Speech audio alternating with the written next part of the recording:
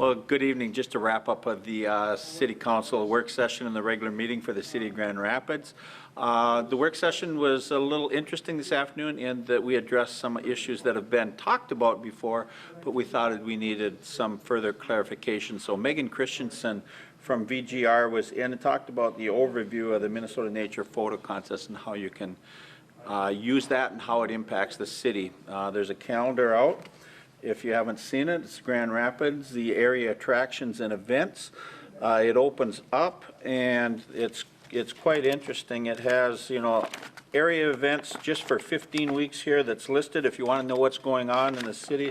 And then it's got some, a map that has the locations of where a lot of these are. So they're printed up about 12,000 of these, and they've given out about 7,500. But if you're looking at getting something, you want to know what's going on in the city of Grand Rapids over the summer months, come into Central School, go to the second floor, go to Megan Christensen's area, and you can pick up one of these. You can find out what you can do from an entertainment standpoint in the area of supporting arts or culture or amenities, activities, parades, whatever it might be, in the city of Grand Rapids and in the surrounding areas. It's not just for Grand Rapids, but they also highlight the surrounding areas. As you recall, a few weeks back, we had Timmy Carlson in from the Racing Association, and he had asked for extensions for 3 dates, June 25th, and then during the fair in August, and then around the Labor Day time period for extending some racing events out there. The June 25th event went a little bit longer than they had even anticipated due to a rain delay, but because of the size of it, they ended up going. We as a city got quite a few calls from residents in northeast, northwest Grand Rapids with their concern about the impact that noise has on their quality of life and trying to get kids to sleep at a reasonable hour. So what we are hoping that we can do going forward is that next year, that when Timmy comes in looking at their scheduled events, one of the things that we can do is when they have a huge event like the June 25th one, that they could broadcast that and put that out to their members on an early basis so that those members then know that that event would start even earlier than normally scheduled. My feelings are that if you're looking at coming in with potential of splitting, if you won that major event there, you could win $2,000. They gave out $10,000 to the field that night in that event. That if there's that opportunity for that type of a monetary reward, people will make that half-hour earlier start to get there to participate. So we've asked him to take a look at that for next year. We've also asked that maybe he take a look at this folder as well, get their dates in there. It might help from a fan perspective of getting more people out to the racetrack. So that was all good, and we hope to have some positive progress going on with that. A couple of things under the consent agenda that I just wanted to touch on. We accepted our 2014 comprehensive annual financial report, which is good, and that's our audit is clean. Once again, our finance department does a superb job, and we've been recognized as a city for, I believe, 13 or 14 years at least on the financial side from the auditing.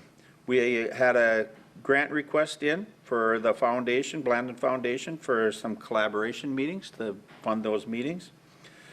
We went into a memorandum of understanding between the city, the YMCA, and Elder Circle, and what it does, it changed a little bit about where we were, but you have to carry a certain amount of insurance, and under this memorandum it says, why would we expect them to go higher than what we expect other entities to carry from an insurance provider standpoint. So that was adjusted down to be relatively similar to everything else that we do within the city.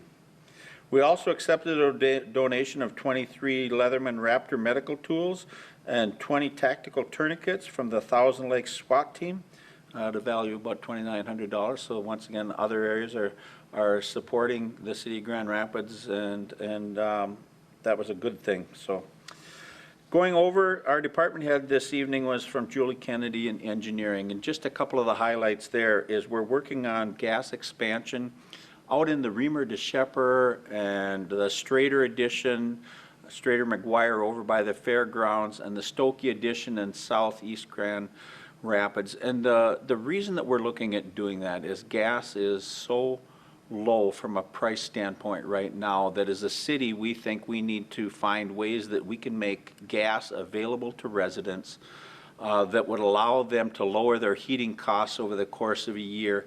And we believe the estimated savings can be between $600 and $1,000 a year. Now, you take that $600 to $1,000 a year, if they could realize that savings by changing over to gas, for a lot of those residents, that's their property tax. So they can, by saving on the fuel side, $600 to $1,000, they could cover the city's portion or whatever that is on their property tax. So just one of the things that we had said as a city we were going to do from a promise standpoint through the annexation process was we were going to look at ways that we could continue to improve the quality of lives and hold costs down as a city. So that's one of them. We also got an update from Julie on the airport. We're looking at a project out there on crack sealing. It's about a $150,000 project. The beauty of it is 95% of that money comes from the federal governments under the FAA to maintain airports across the country, so we're no different than any other airport. It's monies that come in there to take care of issues, so we will be doing that. We are going to update our master plan. It's about a $368,000 project. And then that's at the airport as well. And under that master plan, we're going to look at the expansion that we had went in and we had decided we wanted to have before, of looking at having runways at 7,100 feet versus 5,600 where we used to be when we had air service here. We're looking at going back to a smaller one so that we can look at some of the areas in them outlying zones where we needed to have tighter restrictions from an expansion and a growth standpoint. Now we can look in 4 different directions of potential different type of expansions that could be impacted in those 4 areas. And then Julie gave us a quick update on the 5th Street project out here. It's a $2.7 million project that's coming up next year, and that is moving forward as well. We are in the process of looking at how we pay our temporary employees. Minimum wage went from $8 to $9 an hour, so as a city, we're jumping our minimum up to that $9, but we also are taking a look at the 200 seasonal part-time different employees that work at either Public Works, the arena, or the airport, or the golf course. We have about 200 of them over the course of the year that come in that are not full-time. We will make adjustments to some of them from a compensation standpoint to accommodate as well the bottom line move that we are making as a city from going to $8 to $9 an hour. Just want to finish off, we had our stormwater utility meeting this evening, which is required. You have that once a year. As a city of over 5,000, we're required to have a stormwater prevention plan in place, and we in the city of Grand Rapids are very unique in that we have the Mississippi River running through the community. We have 5 lakes that are totally encompassed by the city, and we border on one other lake, Pekagama Lake, and we border part of ours on the Prairie River. So we have a lot of water impacts. We have 113 discharge points into the river. So having a plan in place that looks at the water quality and trying to ensure that we have the least impact on water quality, whether it's into our existing lakes, the river, Pekagama Lake, or the Prairie River, is very important to us. So we're required to do it, but we do it gladly, and we put this plan in place in 2004, and it's been working out great. A lot of those funds and fees that are collected under that stormwater utility plan, $6 on a residential one that goes up on businesses and stuff, that goes into some of the infrastructure improvements when we go out and we do some improvements. We add another street, you tie in some stormwater and stuff. So all in all, it's a process and a plan that the city is very comfortable with, and I think most residents are comfortable in knowing that what they're doing, what they're paying for is quality water, not only in the Grand Rapids area, but our impact on the water as it flows out of this area into other areas further south. So with that, we will see everybody again in 2 weeks, and hope everybody has an opportunity to get out and enjoy some of the beautiful weather we've been having here lately. Take care.